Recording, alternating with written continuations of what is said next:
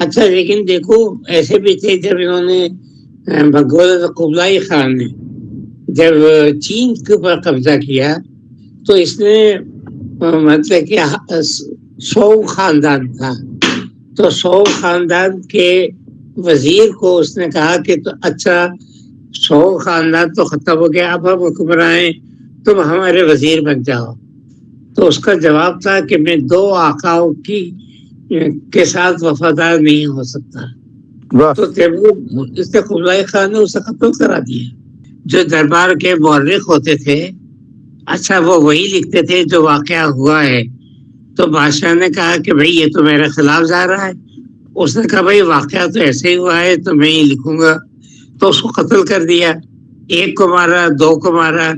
پھر کسی نے بادشاہ سے کہا کہ بھئی یہ جو مورخ ہیں تم چاہے کتنا ہی مار دو، یہ ان کی ٹریننگ ہوتی ہے، یہ اسی ٹریننگ کے حساب سے مطلب کہ لکھتے ہیں۔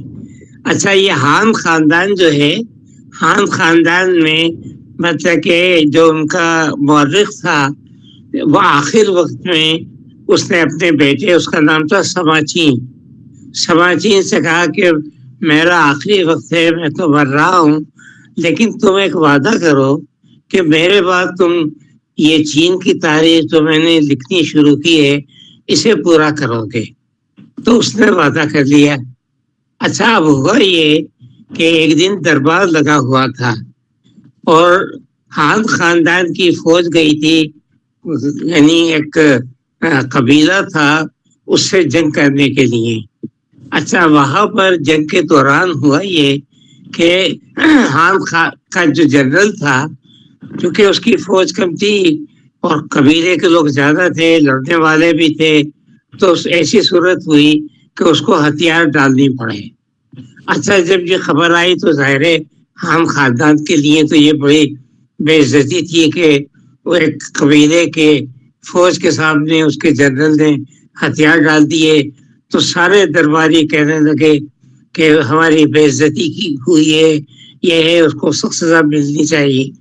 اچھا تو سماچین جو ہسٹورین تھا یہ کھڑا ہوا، اس نے کھڑا ہو کے کہا کہ بھئی وہ جنرل تھا جس نے ہتھیار ڈالے، اس کے سامنے وہ کوئی دوسرا راستہ نہیں تھا، کیونکہ اس کے پاس فوج بھی نہیں تھی، اسے شکست جو ہے وہ ہو چکی تھی، تو اگر وہ ہتھیار نہیں ڈالتا تو اور کیا کرتا؟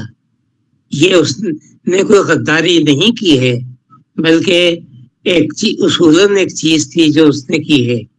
تو اس پہ بادشاہ سخت ناراض ہوا، اس نے کہا کہ یہ سماچین نے میری بات کو غلط کہہ رہا ہے، اس کو قتل کیا جائے۔ اچھا پھر قتل کرنے سے پہلے معافی دے دی، اچھا چلو معاف کر دیتے ہیں، تم اتنے پیسے جرمانے کے طور پہ ادا کرو۔ اس نے کہا بھائی میں تو غریب آدمی ہوں، میرے پاس اتنے پیسے بھی نہیں ہیں کہ میں آپ کو دوں۔ تو پھر کہنے لگا اچھا پھر ایک ہی صورت ہے، وہ یہ ہے کہ اگر تم زندہ رہنا چاہتے ہو تو تمہیں کاسٹریٹ کر دیا جائے گا۔ تو اس نے کہا ٹھیک ہے قبول ہے، تو اس کو کاسٹریٹ کر دیا۔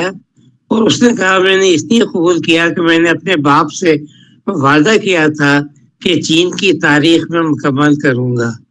چنانچہ اس نے 40 جلدوں میں چین کی تاریخ لکھی۔ یہ چین کا سب سے بڑا مورخ ہے، کیونکہ اس وقت مطلب کہ وہ لکھے جاتے تھے نا، یعنی بانس کی تیریاں ہوتی تھیں، وہ صفحہ ہوتا تھا اور برش سے اس کے اوپر لکھا کرتے تھے۔ تو اس طرح سے اس کی 40 جلدیں اس کی ہوئی جو اس نے لکھی اس کاز کے اوپر۔ یہ وہی ٹریڈیشنز ہو جاتی ہیں نا کچھ، وہ تو یعنی باپ بیٹے کو، بیٹا باپ کو، استاد شاگرد کو۔ دیکھیے سب سے پہلے جو تعلیم ہوتی تھی وہ استاد اور شاگرد کے درمیان ہوتی تھی۔ ہمارے انڈین سب کانٹیننٹ میں بھی مطلب کہ دیکھیں نا طب کے کوئی وہ تو نہیں تھے ادارے، مطلب حکیم کے پاس جو شاگرد ہو جاتے تھے وہی سیکھ کے پھر حکمت شروع کر دیتے۔ کوئی اسکول نہیں تھا، کوئی نصاب نہیں تھا، اور یہی چیز جو تھی وہ بیماروں کی تھی، ان کی تھی، اپنے استادوں سے سیکھتے تھے.